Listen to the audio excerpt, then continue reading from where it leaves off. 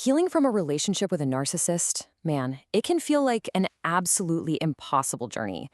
The damage runs so deep and often in ways that are just hard to even put into words. So in this explainer, we're going to break down a really clear, structured path to recovery, drawing right from the work of Professor Sam Bucknian. Let's get into it. And let's start right here by validating everything you've been through. This isn't just a bad breakup, not even close. The source material is crystal clear. The impact is catastrophic, it's devastating, and you literally cannot overstate how severe it is. So if you feel like your entire world has been shattered, you are not exaggerating. And that, of course, brings us to the most important question of all. I mean, if the damage is that profound, where in the world do you even begin to heal? This whole explainer is built to answer that very question, to give you a real framework to move forward. So here's our game plan. We'll start by really understanding the unique kind of grief you're feeling. Then we'll look at how the narcissist quite literally gets inside your head. From there, we'll map out a clear path to healing, cover the essential homework you need to do, and then finally, look at the concrete signs that prove you have truly, genuinely recovered. Okay, first things first, we have to understand the nature of the wound itself. See, the feeling of loss after narcissistic abuse isn't like other kinds of grief. It is a deep, complex, tangled up mourning that can feel like it just never ever goes away. The source uses this brilliant term for it: archaeological grief. I want you to picture an archaeological dig, with layer after layer after layer of history. That's exactly what this grief is like. You're not just mourning one thing, you're mourning a whole bunch of losses all at the same time. And this slide, wow, it just perfectly illustrates that complexity.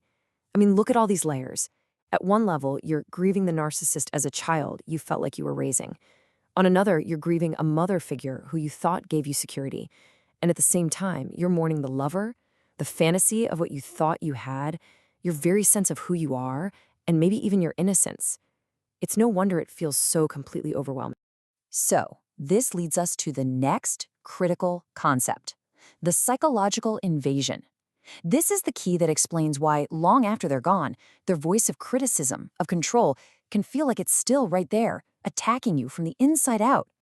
Now, let's look at the science behind this because it's fascinating. It's a real phenomenon called entrainment. Neuroscience studies have shown that when a rock band plays together, their brainwaves literally synchronize. They become one. Well, guess what? The exact same thing happens with repetitive, structured language.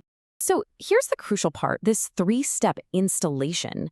First, the narcissist uses these hypnotic, repetitive phrases, both the good stuff and the bad.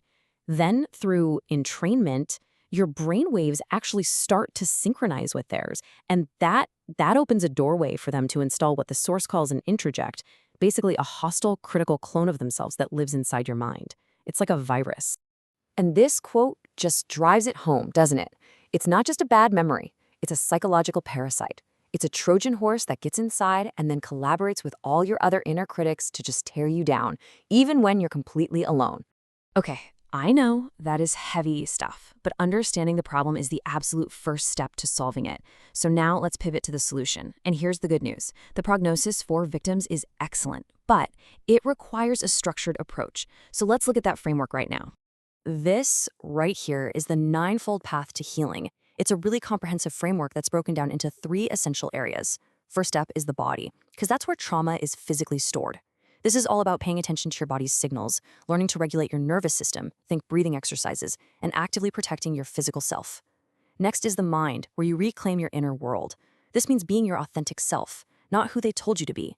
It means cultivating positivity by choosing what you focus on and practicing mindfulness to stay right here in the present. And finally, you restore your daily functioning. This means being vigilant about new threats, shielding yourself from toxic people, and using reality testing to stay grounded in what's actually true.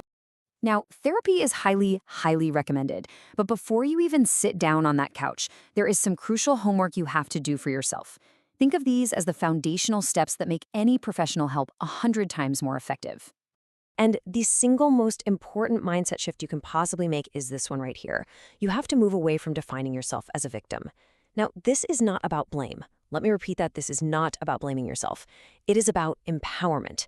It's about taking ownership of your choices and your path forward, which is the only way you're ever going to truly reclaim your power. So here it is, your homework checklist.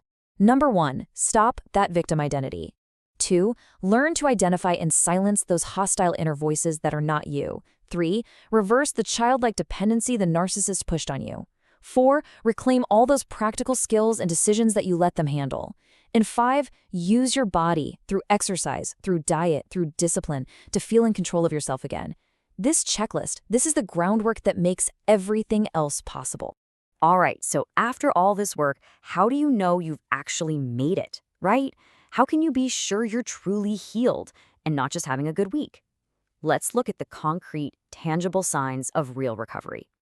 The first, and maybe the most profound sign, is this. That hostile inner voice, that app the narcissist installed, it's gone. Your inner world is no longer a war zone. And that silence, it's not empty. It is filled with peace, with clarity, and with your own authentic voice finally coming through. Next up, you trust your own gut, your own judgment. Your reality testing is back online, which means you can tell the difference between what's real and what's just manipulation or self-doubt. You can make decisions, big and small, with confidence without needing someone else to tell you you're doing it right. Oh, this is a huge one. It's a massive behavioral shift. Your entire mate selection process has changed because you've recalibrated your internal compass. You are no longer drawn to that familiar, toxic chaos. In fact, you'll probably find yourself actively repelled by it. That deep, gut-wrenching terror of abandonment, it's gone. You just don't need another person to feel stable anymore. You finally understand the huge difference between being lonely and enjoying your own solitude. You can actually cherish your own company. And finally, you stop setting yourself on fire to keep other people warm.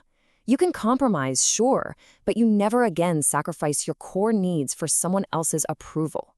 Your self-worth comes from the inside now, which means you can set and hold healthy boundaries, period. So, I want you to remember this core truth. What happened to you is an event. It is not your identity. As we've seen, the path to healing is real, it's tangible, it's achievable. So the only question left is, what's the very first step you're going to take?